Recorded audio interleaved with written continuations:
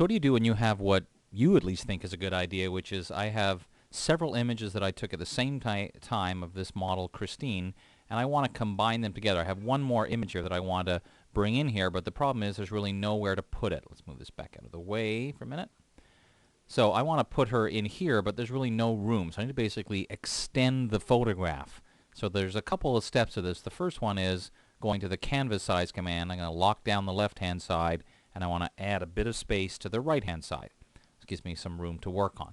Now, I need to try and extend the photograph itself. Now, let's agree on one thing here, and that is that not every photo would be this easy. This one happens to be pretty easy because it's a pretty basic wall with some grass and the road and so on. And the other thing that's important to note is there's actually some room for me to do this, because you got to have a little bit of space to actually select something. So I'm going to select just this little piece.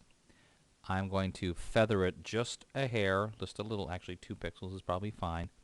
And I'm going to press Command or Control J to duplicate it, put it up on its own layer. Now if I press V for the move tool, I can start to move this over. If I go a little too far, I can then use my arrow keys to kind of nudge it back into place.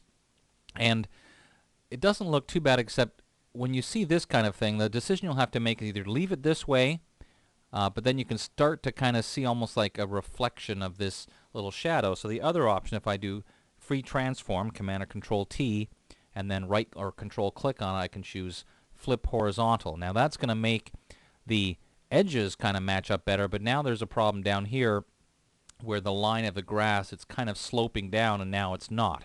So what I might do while it's still in free transform is to go back in here and choose skew, and then click right on the center point and just pull it down just a little bit to try and make it match up, and then hit enter. Now chances are that means the top is going to miss a little bit, but we can fix that in a moment. Now that I've got that first piece looking pretty good, I'm going to hold down the Option or Alt key and drag another one just to make a copy, and then again use my arrow keys to kind of nudge it into place, something like this. Now, as you can start to see already, there will definitely be some repetition, and that's okay because we're going to deal with that. The other thing to remember is I'm bringing in a pretty big photo that's probably going to cover up quite a bit of this, including this grass down at the bottom. So I'm not going to be terribly concerned if it doesn't match up perfectly, because there's a couple things we can do. First of all, we can clone over some of it to make it match up a little better, but as we mentioned, chances are some of it's going to be replaced anyway. So let's just actually do one more just for the heck of it. Try and get it kind of somewhat the way we want to look. And now here in my layers palette, I have a bunch of layers that are all the ones I've copied. So this top one is selected. I'm going to hold down the Shift key, click on this one, then press Command Control E for Merge Visible. So now I have a layer that's not looking great, but at least it's a start. Now again, because I know much of this is going to be covered up, I can kind of ignore some of this stuff, but if you needed to, this is where you could use the Clone Stamp tool. And oops, that's a little bit too big. I'm using the bracket keys to change it. And anywhere like in here where you see definitely a noticeable line, you know, you could work on that a little bit to kind of fix that up. Same thing in here. I'd use a bigger Clone Stamp tool, change the opacity down a little bit, and then pick a good spot up here, and then just kind of click a few times just to try and randomize this so it doesn't look quite as obvious that there's a pattern. Oops, not that one though.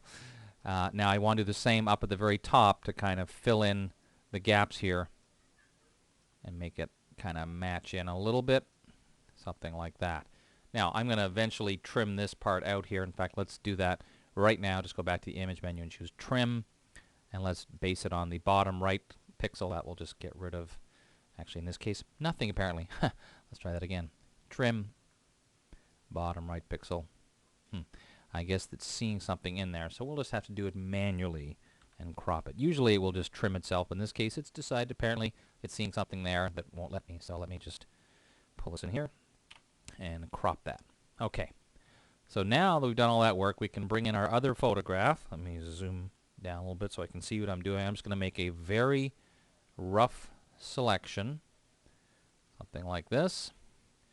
I'm not going to worry too much about it being a really accurate selection because it's the same wall in the background. So it won't be too hard to get it to match in. I'll drag and drop that over, and then basically position that. I need to put it up where I can see it.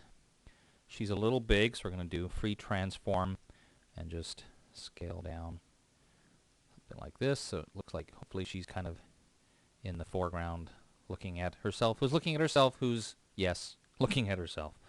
You get the idea. And then all I would need to do, obviously down here, I would need to do a little bit of fix up. I'll just do this really quickly because I'm running short of time here. But I would basically just make a selection to get rid of this part in here. Something like that. And basically now, if necessary, all I have to do is go back to this extra layer and just fix up that little part that I did. Now, as I mentioned right off the top, this doesn't work on every photo, but with a bit of effort, you can see it doesn't look too bad. It just needs a bit more fixing up, but it's just a way that you can extend your actual image a little bit to give yourself a little bit more room. So, with a bit more room, you can make multiple collages and even sneak yourself into a photo wherever you need to be. Hope that helps. Dave Cross. I will see you next time.